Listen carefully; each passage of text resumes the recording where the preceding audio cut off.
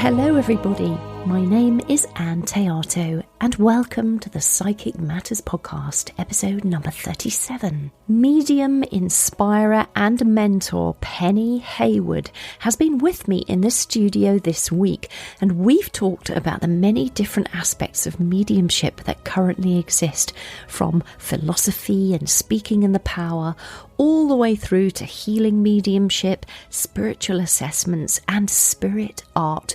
We have discussed it all.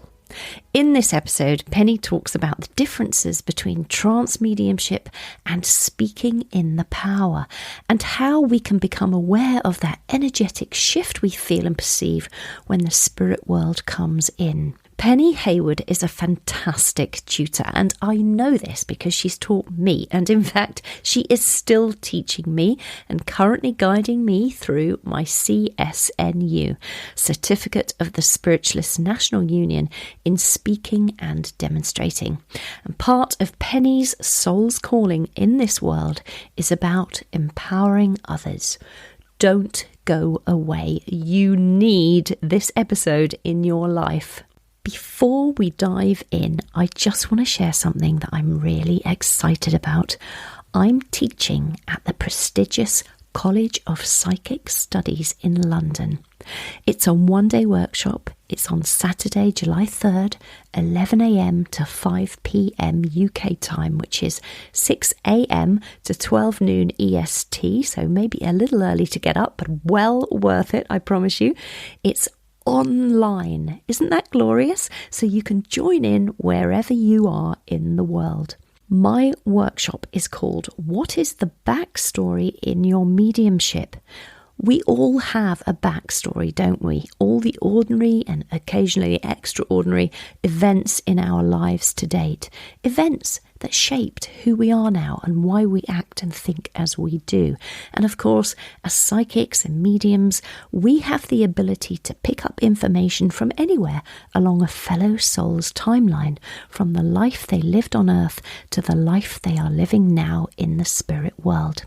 My one-day workshop will be exploring the backstory of our spirit communicator in order that we may bring forward ever more accurate information, which in turn will strengthen our confidence and transform our mediumship so that we all become better and better ambassadors for the spirit world. So if you fancy joining me, please head over to collegeofpsychicstudies.co.uk/workshops, or you can also find details on my website, anntheato.com, ANNTHEATO.com. And here's another interesting thing. Once upon a time, many years ago, way back in 2004, I went to the College of Psychic Studies specifically to have a private reading with Tony Stockwell. Now, those of you who've listened to episode 1 of this podcast, Becoming a Medium, will know the incredible story of the events that led up to this reading and why I happened to be sitting in front of Tony Stockwell having a private reading with him, but I was. And during that reading, he said to me, and I quote, because I'm sad and I transcribed the whole thing ages ago, he said, "Do you have a major connection to this place? Because I keep seeing you here.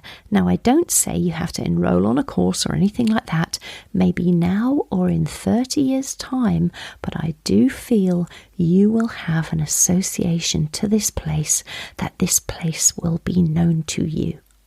Isn't that amazing? And the other amazing thing he said during the same sitting in 2004 was, because we were talking about work opportunities, and he said, "I wouldn't be at all surprised if you got something within the paranormal stuff, presenting paranormal programs." So There we have it, ladies and gentlemen. 17 years ago that was. Isn't that interesting? Anyways, thank you for indulging me and letting me tell that story. For those of you who are listening after July 3rd, 2021, and who may have missed that workshop, keep an eye on my website for news of my other classes, or better, go to my website, sign up to my mailing list. You get 2 short emails per month letting you know what courses I've got coming up. Right, let's get back to this week's incredible episode. Listen to your soul's calling. I am joined in the Psychic Matters studio today by Penny Hayward. And Penny is a medium, an inspirer, and a mentor. And she has studied through the Spiritualists National Union and achieved diplomas. Penny Hayward, welcome to Psychic Matters. Oh, thank you, Anne. It's a real pleasure to be here. I'm quite excited and feeling inspired. So we'll see how we go today. Oh, it's so lovely of you to join us, Penny. Honestly, I've wanted to get you onto the show for quite a while because you are doing an awful lot out there in the world for spiritualism and developing how we communicate with the spirit world, not just communicators from the spirit world, but our own soul as well. Mm-hmm. So I need to dip in somewhere. There's so much to choose from. Let me think. Maybe let's start at the beginning, Penny. Where did this all start for you? Because people come to spiritualism, or their spirituality rather, at very different ages. And so what was your journey to your spirituality? Oh, okay. Let's start with an easy question. It's really hard to summarize quickly. I would say that I've always had ability. I've always had an awareness of something else, but not known really what it was. And I kind of felt like a misfit in the world.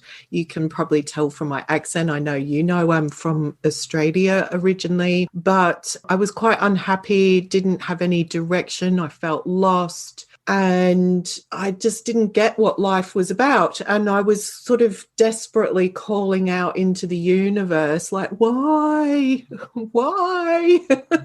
And wanting to really understand what's it all about. I went searching in bookshops. I just didn't know where to look. I was just searching, and looking back, I guess you could say I was soul searching. My soul was trying to direct me. And yes, believe it or not, I heard a voice say, move to England. Having the internet in your own home, you'd have to go to internet cafes and all that old world stuff.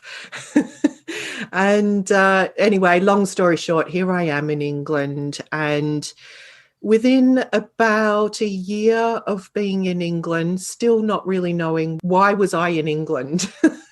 I sort of got here. The goal was to get here. Why was I here? And a friend of mine went to a medium, and her reading was amazing. She was really touched by it. So I wanted a reading. And that's where it really kicked off, because the reading was amazing. It was very evidential. I got what I needed in that moment, but it opened me up to that inner voice started talking to me more, if you like. And I felt I had to go back and have another reading, but I really didn't know why I needed another reading. So I booked another reading, and it didn't go as well because she was trying to connect with the spirit world, and I had no idea why I was there. And anyway, she did say, well, you're not here to hear from the spirit world, are you? And before I could even really think, the words tumbled out of my mouth. No, I just want to know how it works. And she introduced me to mediumship. She invited me onto her workshops. I found all the psychic stuff really easy to do straight away. The mediumship was a bit harder to start off with, to really understand the difference. And I didn't even think I was a medium, but yet when I look back, I used to be aware of a man walking through my house in St Kilda in Australia, and that was normal. But I never thought I was a medium. So it's kind of funny when you look back, you have all these signs, but I've got one of those logical minds that just fobs it off like, oh yeah, hello, there you are again. And it never occurred to me that I was a medium. So she really kicked off my spiritual pathway. And now I know why I heard that voice to send me to England, because yes, you can discover spiritual pathways and mediumship all around the world, but I'd have to say that England is a real special place for learning about mediumship. And of course, we've got the Arthur Findlay College here where people come from all over the world. So anyway, there's a lot more to the story, but that in a nutshell is sort of how it all got started. And I really was going to those workshops just to feed my soul. I really, for the first few years, had no intention of doing anything but going to as many workshops as I could. And I did. And did you go to the Arthur Finney College for your workshops, or where did you study those workshops? Well, so I started with this lady who happened to be a very good friend of a well-known medium who has their own studio, and I know you know very well.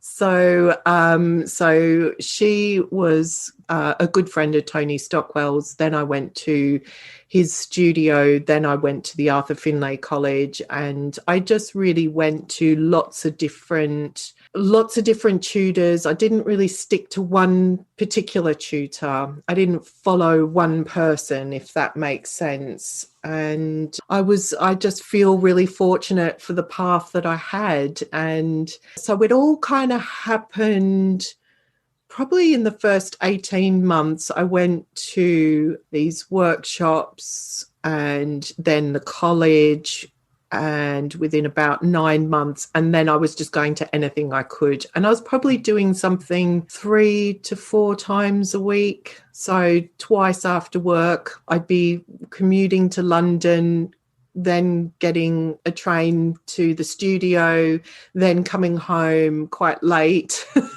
and then doing it all again a couple of times a week, and then weekends, and then spending the residential weeks at the college. I think I did that probably 3 or 4 times a year. So all those people who went to lovely places and sat on beaches and had nice, relaxing, rejuvenating holidays, I spend mine at the Arthur Findlay College. And it's intense when you're there, isn't it? It certainly is. You need a holiday after being there, I can tell you. So then I'd be back to the corporate world in London. So that's a lot, isn't it? That's 3 to 4 times a week. That's a real passion there that you obviously had, that you wanted to follow through. And so you did your study, you did your workshops, and then how did you go on to become the tutor that you are and the certificate and diploma holder that you are? Well, I guess if I start where I finished about just going to as many workshops and things as I could, I really had no plan. A lot of people I've met along the way would have designs or ideas of what type of mediumship they wanted to do or where they wanted to go with it. Some didn't. Some were like me. But all I wanted to do was soak up as much knowledge as I absolutely positively could. Along the way, I would have spiritual assessments when I went to Open Week, when I was on the residential weeks at the college, or, you'd have readings from other students when you're practicing on each other, and I kept getting these messages from the spirit world that I was going to work in public, that I was going to teach, that I was going to do all these things. And I'd be like, no, that's not me. And it kept happening more and more and more. And I have a little story for you. I kept getting these messages in my spiritual assessments when I went to the college, and kept getting told I would work there one day. And I really thought, the first few times I heard it, I thought they were a little bit bonkers, perhaps. I really had no designs or could even see how that could happen. And so one open week, so it's an anniversary really, because we've just had open week. So this is kind of an anniversary for me. And I got told by one of the amazing tutors there, oh, the spirit world's ready to work with you, and you're going to be on platform, and you're going to do this. And I thought, oh my goodness, here we go again. And I was driving home and I was basically threatening the spirit world, saying, if you lot think I'm going to work in public, you can make it happen, because I'm not going to. And despite the way I may appear to come across to people, and especially back then, I've always put on a confident bravado, but that's not who I am. It is and was a protection, if you like. So it's sort of like, don't come near me because I'm strong and confident. And really underneath, I was the absolute opposite. So anyway, I kind of made this challenge to the spirit world. And within a week, I got a phone call from a spiritualist church asking me to do a service. Never even heard of the spiritualist church before. And I just thought, oh my goodness gracious me. It's starting. And as many people may know on this spiritual pathway, when the spirit world decide you're ready, you kind of get thrown in the deep end. And I was absolutely thrown in the deep end. Well, I said no to this person who rang me up, who I had no idea who they were, how they got my phone number, or what spiritualist church it was.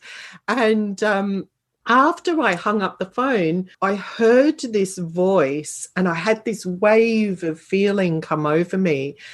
And the voice said, we told you you'd be tested. And when I had that last reading at the college, the medium said, the spirit world is going to test you. And so that was like a bit of a kaboom brain exploding moment. So I knew I had to call back and see if I could put this right. And I called them back and I thought, they'll have booked somebody else, it'll be fine. Well, Anne, let me tell you, my knees were knocking, my hands were shaking, my whole body was shaking with fear. And I rang this phone number back and, you know, the phone's wobbling at my ear. And I said, oh, you know, you called me. Have you found somebody? And she was adamant. She was really upset. She was like, no, I haven't. I can't find anybody. So I said, okay, well, I'll do it. Well, aside from watching a spiritualist service and aside from doing bits here and there in classes, I'd never done a whole service before, and certainly not on my own. And so I was thrown in the deep end. I did it. And at the end of it, I thought to myself, I'm never going to do this again. I promise you, for 48 hours after saying that I was going to do that service, I didn't eat. I hyperventilated, and I really was quite ill at the thought of doing this service. And even when I stood up, I remember quite clearly, I was like shaking all over, and it must have been visible. And then there was just this power that started to come over me, and the next thing I knew, it was all done, it was all over, and I thought, I'll never do it again. And the booking secretary came up and said, I'd like to book you for next year. Oh, great. And after that, it was just all word of mouth. And so that church told another church, who told another church, and they all talk to each other and they all kind of recommend people. And if they have cancellations, they'll ring you up. So that's what I did. So there's me thinking, oh, good, I've got a whole year to be sick before I do another service. But what happened was I'd get these last minute phone calls. And so I just went from there, really. As for the diplomas and the certificates, I felt drawn to, it was a journey to become a member of the Spiritualist National Union. And I would say that initially I was adamant I was never going to be a a member of any organization, you know, there was sort of this fear in me. And one day I just felt like I really wanted to join. So nobody told me to, nobody suggested I should. It was just something, this feeling that I needed to do it. And once I joined, I thought, oh, I might do some of those written courses, those coursework things. I want to learn more about spiritualism, because spiritualism is different to mediumship. And you can be a spiritualist without being a medium, and you can be a medium without being a spiritualist. So I wanted to learn more about spiritualism, and I thought, well, if I do these courses and it doesn't resonate with me, I'll just stop paying the membership, you know. But I found that it intrigued me. I wanted to learn more and more and more. And by the time I did a couple of the coursework courses, I realized I could do my platform accreditations. It's not a certificate, but it's you can get that first baby step level, if you like. So I did that, and I thought, oh, okay, well, that's done. I may as well do my certificate. So I'd done enough coursework to do that. And then I went on and did more courses. I did all the written courses. And then I thought, well, seeing as I've done all these written courses, maybe I'll do my diploma. And along that journey, I kept then sort of being steered, or, you know, I had those comments like, oh, you'll do this, you'll work on platform, etc. from the spirit world. I started getting messages, you'll be a good teacher. So I then started to do some of the teaching weekends that they do, and looking into that side of it. And it was a little bit of a bumpy ride, but there was a lot going on in my life at the same time as well. And so I kind of went on a bit of a detour through that. But I tell you what, I'm glad I had that detour, because I really learned a lot about how to be a good teacher and a good mentor, and how to get the best out of people, or how to try to encourage people along their spiritual pathway and journey. So I don't regret it. It was hard at the time, but I don't regret it. And then it led me towards becoming a tutor at the Arthur Findlay College, which I never thought possible. And as I said, I never aimed for that, but the pathway unfolded in a way that it took me by surprise, if that kind of makes sense, Anne. I don't know. Yeah, it does. No, it does. You're not waffling at all. It's making perfect sense, and it's really beautifully explained how it all unfolded for you, because we're all led in our own unique way. But I just wanted to ask you a couple of things about some of the things that you said there. When you say that you were getting messages in various different stages of your journey, how did those messages manifest? Were they something you heard subjectively or objectively inside your own mind, or something you heard outside?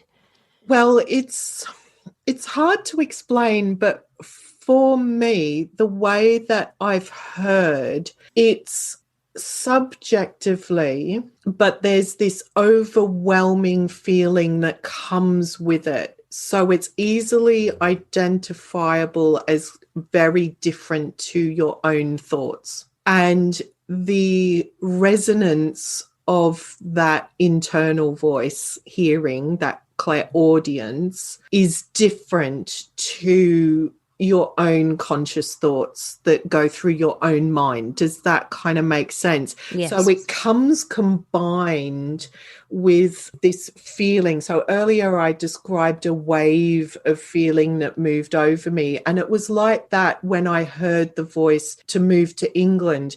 There was a wave of feeling that came with it, that I must pay attention, that this is important. So it's not a command, it's a guidance, if you like. And this feeling that comes with it, you feel safe, but you know you must do your bit to help, like to take that next step. So I'm the one who had to look up how to move my whole life to England. And it turns out my grandmother was born here, so I could have an ancestry visa. So I had to be the one that applied for the ancestry visa. But I had no idea whether I'd even get through customs, because all the forms and all the paperwork, and anyone who's done anything to do anything to move country, you know that they tell you, even though you give all your financial information, all your background, bank accounts, information, so that you can show that you're independent when you arrive in the country. They don't guarantee that you will get through customs. So there's never any guarantee along the way. You have to take the chance.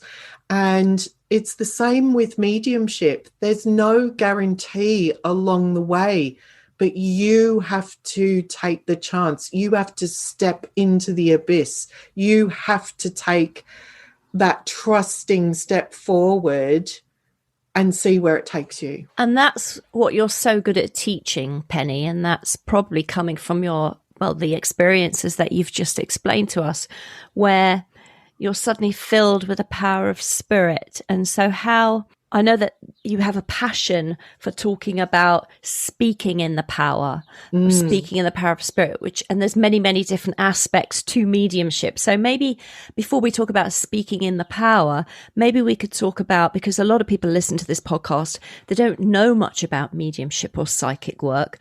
So maybe you could talk a little bit about briefly the different types of mediumship there are, and then perhaps a little bit about speaking in the power. Mm-hmm. Okay, so when I started, let's just say when I started exploring mediumship, I explored lots of different types of mediumship. I mentioned earlier, I found the psychic stuff really easy. Now, if I reflect back as a child and a young adult, I'm a people watcher. I'm always watching people. And from a young age, I was always watching people. And what I realized is I was tuning into people naturally. It was a natural thing for me to do. And psychic work is when you're working with the physical person. So when you're working with the person in front of you, you're connecting with them, their energy, and information about them and for them. Psychic can also be connecting to a place. And, some of us, I think everybody on the face of the earth is psychic to some level. How inherent and how strong that is in you will vary. So some people are only a little bit, they have little flashes here and there. Other people, it's more strong and naturally inherent in them. And most people can understand the theory of, if you go and view a house, it can look beautiful on the inside and out, and you can look at pictures of it and you can think that's a beautiful house. And then when you visit it, you might come away and say, it's a beautiful house, but there's something about it I just don't like. And that's a psychic connection. That's an intuitive connection to a place. So for those people that are listening who are trying to understand the differences, hopefully that analogy can help. So when it comes to mediumship is connecting with the spirit world, and evidential mediumship is when you connect with a loved one of the client or the person that is in front of you, so that you are going to bring their family members or their friends, people they know, people they understand, and can confirm the evidential information, and then any other shared memories and any potential communication that comes with that. And what I would say is evidential mediumship can bring great comfort to people that are in grief, but they should feel ready to have that. There's always a time and a place for these things, and it can really bring a lot of peace to people knowing that their loved ones are safe or still around them. So it's a wonderful thing. You have healing mediumship. So healing mediums are people who are able to attune to the spirit world for the power of allowing healing energy to move through them. Now, healing doesn't mean that somebody will be cured or anything like this, but the healing energy may assist in the healing process of an injury or something along these lines, or recovering from an illness, or it's a complementary thing. It may well have a physical effect. It may well help somebody on a stronger, deeper level. It's not a cure. That's what I would say. And then we have trance mediumship, which is allowing the medium becomes extremely passive in their conscious mind, passive in their body, passive in their power. And the spirit world, so the I like to call them spirit team rather than guides, they need us, we need them. So it's a team. So the spirit team will blend their consciousness with the consciousness of the medium. And depending on how proficient that medium is in the trance ability will depend on how involved or not they are with that experience. And it takes time to develop. So you'll have more of the medium than the spirit world involved in the early stages. And as the medium gets more proficient with the blending of consciousness and the spirit world too, then there will be a shift where the spirit world has more influence in what flows with the information. And you can have, in trance mediumship, you can have trance healing mediumship, you can have evidential trance mediumship, and you can have philosophical trance mediumship. Then there's also inspirational mediumship, so spirit art, so where the spirit world might influence somebody with, it can be good for one medium to another, where they might be aware of their spirit team. It could be with loved ones. So Lynn Cottrell is an amazing spirit artist, and she works with Maureen Mernon and other mediums.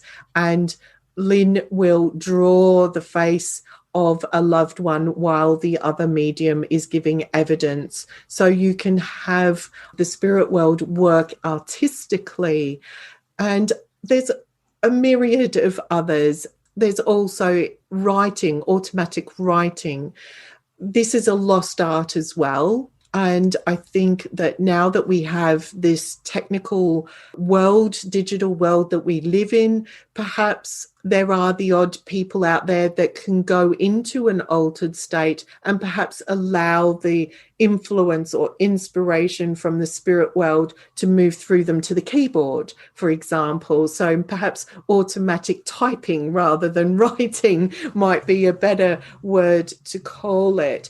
But for it to be true automatic writing or true automatic typing, for example, there should be that the medium's mind must be out of the way. Their conscious mind has to be out of the way, and the spirit world has to have that main influence, that main control. Otherwise, it's more of an inspiration rather than a control or influence.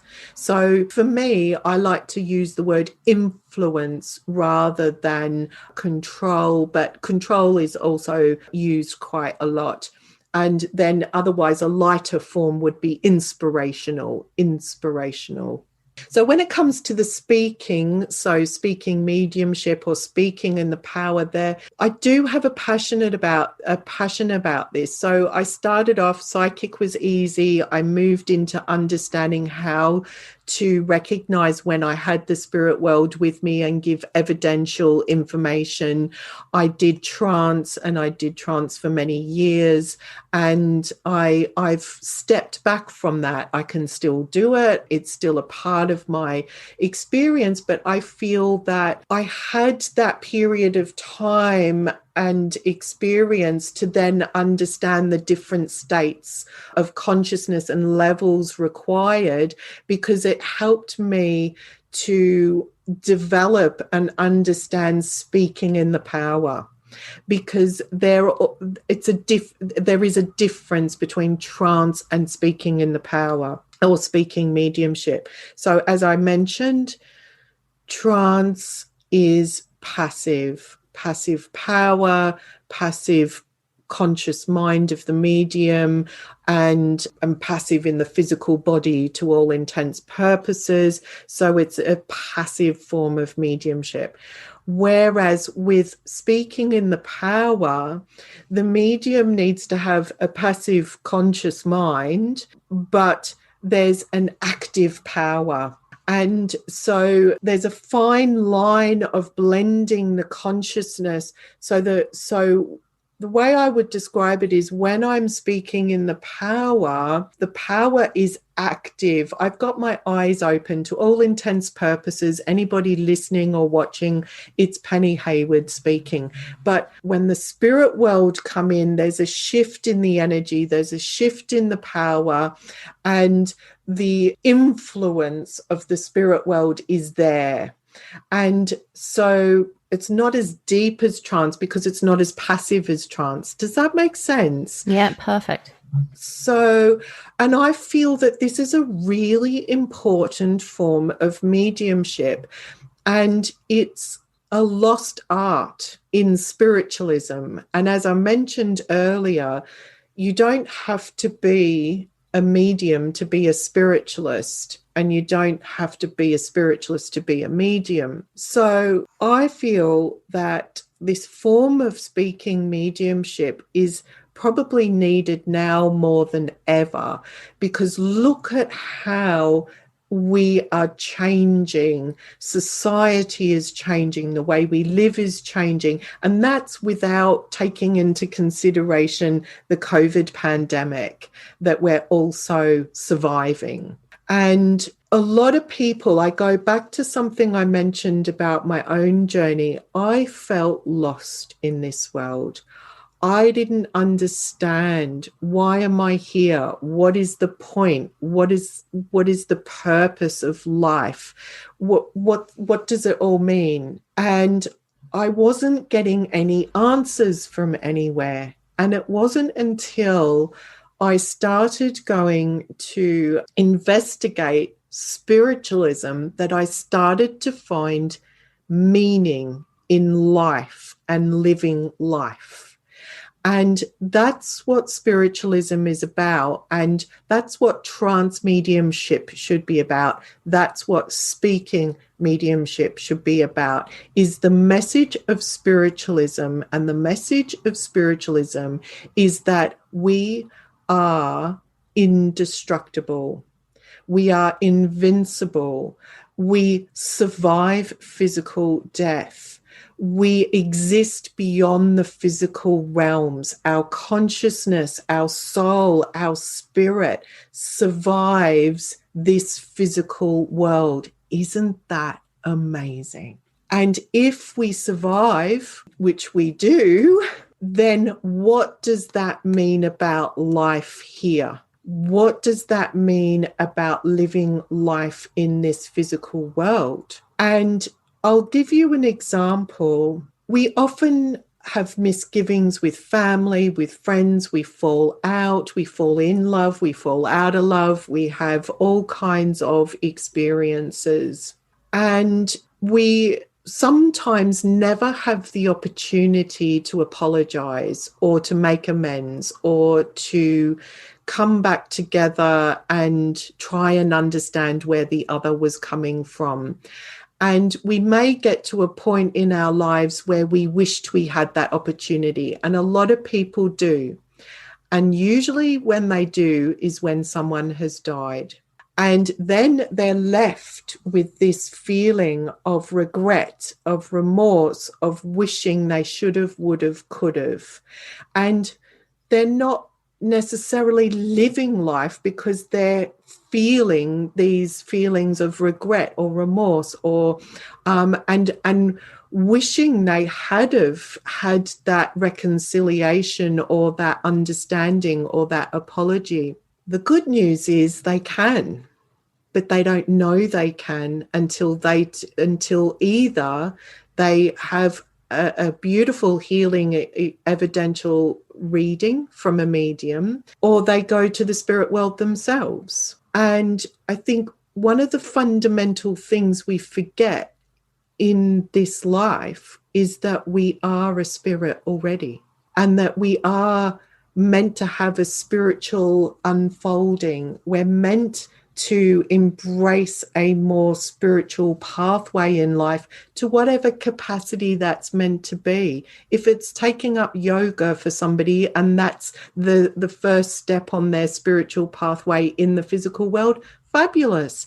If it's trekking the Himalayas and that's their spiritual experience in this life, fabulous. But we're all meant to recognize and understand that individual, indestructible, invincible spark of life within us. And if you can embrace and understand and know that, and that life continues beyond this physical world, then I want to make sure that I have the least amount of regrets that I can possibly have and lead a more spiritual life in this world, and inspire others to recognize that within themselves, so that they don't have to have and carry those regrets until they too move to the spirit world.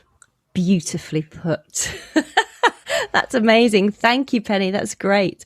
Going back then to just clarify the speaking in the power that you speak of yourself so eloquently.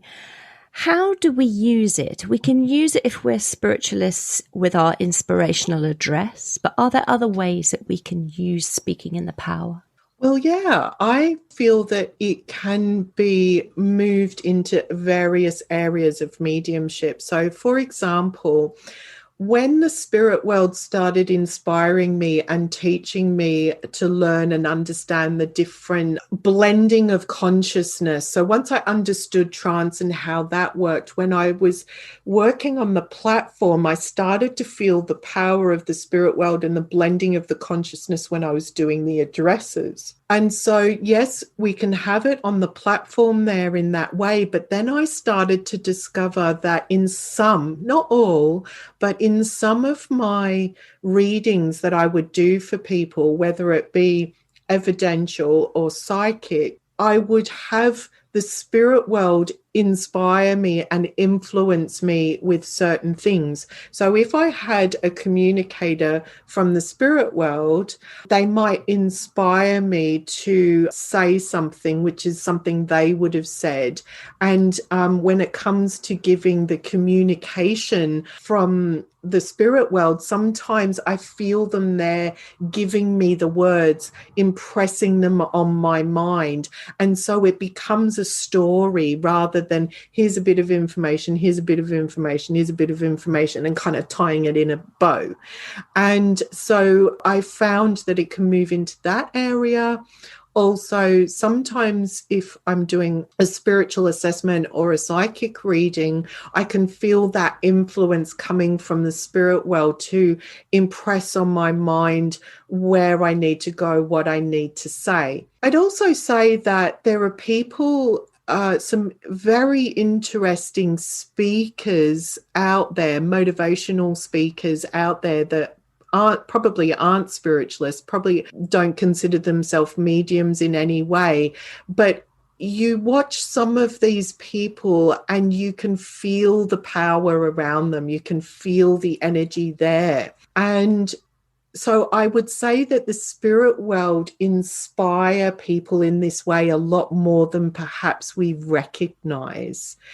and perhaps they inspire artists in this way as well, and musicians and people that are creative. Because if you look at the movies, so you might think some of the movies are a bit far-fetched or whatever it may be, but I think the spirit world works with directors and producers of movies to bring that message of that spiritual message through.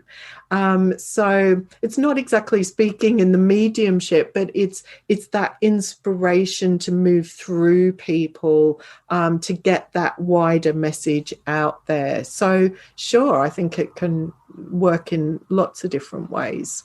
Yeah, it's beautiful. And I know that you teach this particularly in workshops, this particular topic of speaking in the power. So have you got anything coming up? Yeah. So as mentioned, I teach with the Arthur Finlay College, and in just a couple of weeks, so depending on when this comes out, I'm doing a Speaking in the Power 4-week workshop. So a couple of hours every, I forget what day of the week it is, over 4 weeks. But if you miss it for this time, it starts later in May, but if you miss it for this time, I'm sure I'll be running it again another time.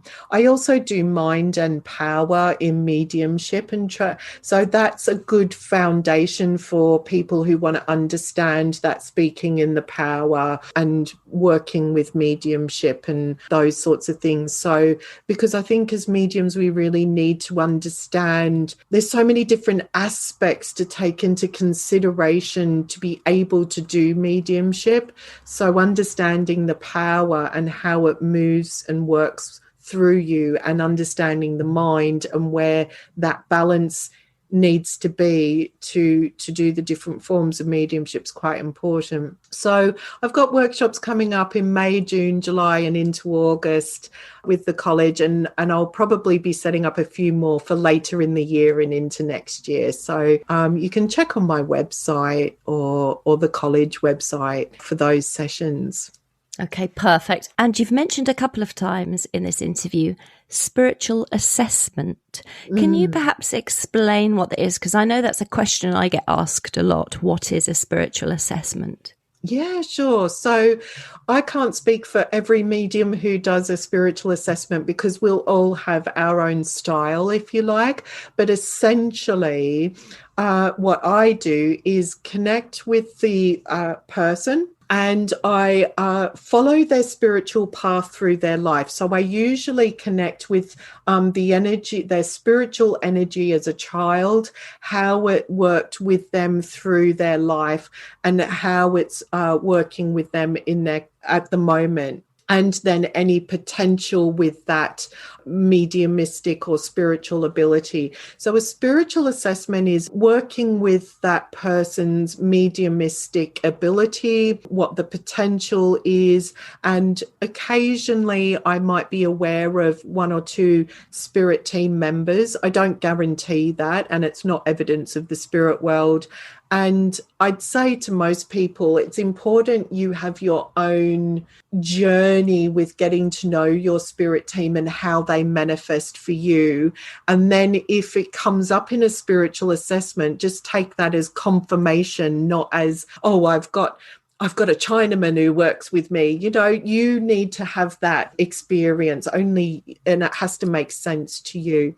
So I might be aware of that, but usually I'm aware more so of how the spirit team work with that person and inspire them. And so it might be healing, it might be art, it might be evidential or trance. So whatever it might be. And I talk about the potentials there. Sometimes there might be hints and tips that come up. So when I'm working with their spirit team and their energy, I might be inspired with something that might help them to take that next step forward, or that helps them make a decision on what step they need to take next. So it's really important for anyone who has a spiritual assessment.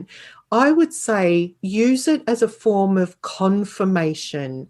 Use it as a way to confirm what you already feel and where you feel you're going. Because as I said about my own journey, I tended not to think too far ahead. And if anything, I was adamant I wasn't going to do a whole bunch of things. And everything I was adamant I wasn't going to do, I ended up doing. So I think that when people get fixated about where they think they should be going, that's where they might come a cropper.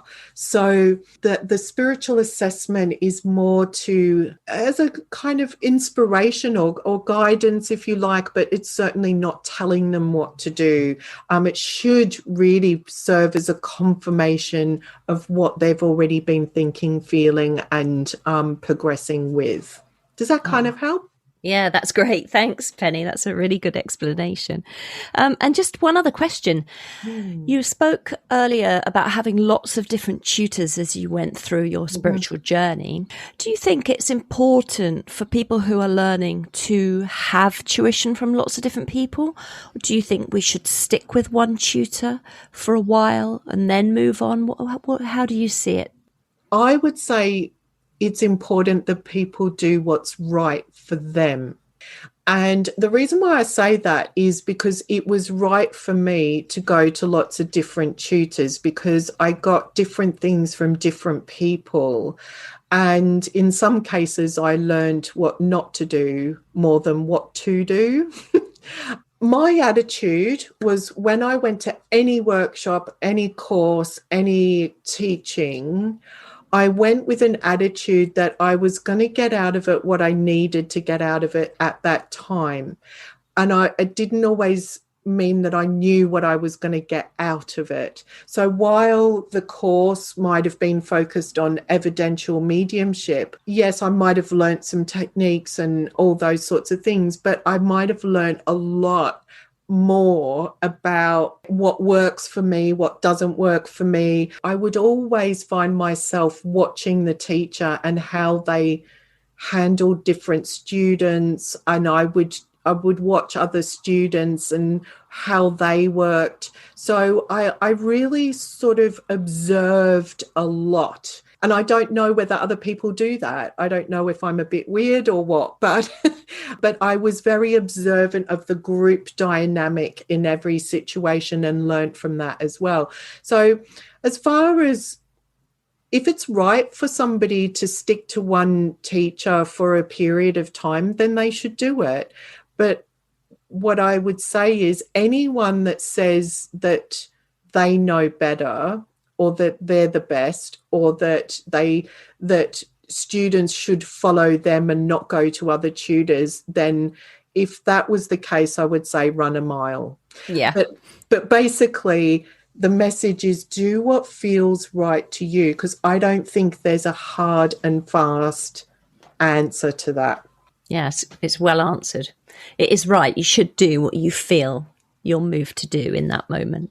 That's right. And you will learn something from everybody, even if it's what not to do. Agreed. So Penny, people want to come, they want to come and see you. Perhaps they want to have a reading with you. They might want to join one of your courses, either in person, which you're running. I know everything's on your website. You're teaching at the Arthur Finney College, which includes, of course, the Barbanel Centre. Where do they go? What is your website? Well, pens at the ready. Yes, get ready, everybody. So it's all the W's .pennyhayward.co.uk, and you spell Hayward Hayward. And then on my website, there's a page dedicated to readings, and it explains the different types of readings I offer. There's a page dedicated to mentorships. So I do one-to-one mentoring and I do group mentoring as well. So twice a year, I run the Progressive Soul Development Group. And so the spring and autumn, they're called. So so people have got plenty of time to investigate joining up for the autumn one if they're interested. And then I've got the events page, which shows what I'm doing at the college or at other associations or centres around the world. And I'm on Facebook.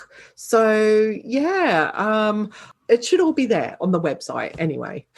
That's perfect. But what I'll do is, because I have show notes for each episode of the podcast, so there will be a full transcription of this on my website and all the URLs where people can reach you. So if anybody's stuck, they can go over there and pick all the resources up, and that will lead them over to you and everything that you're doing, Penny. That's amazing. Thank you.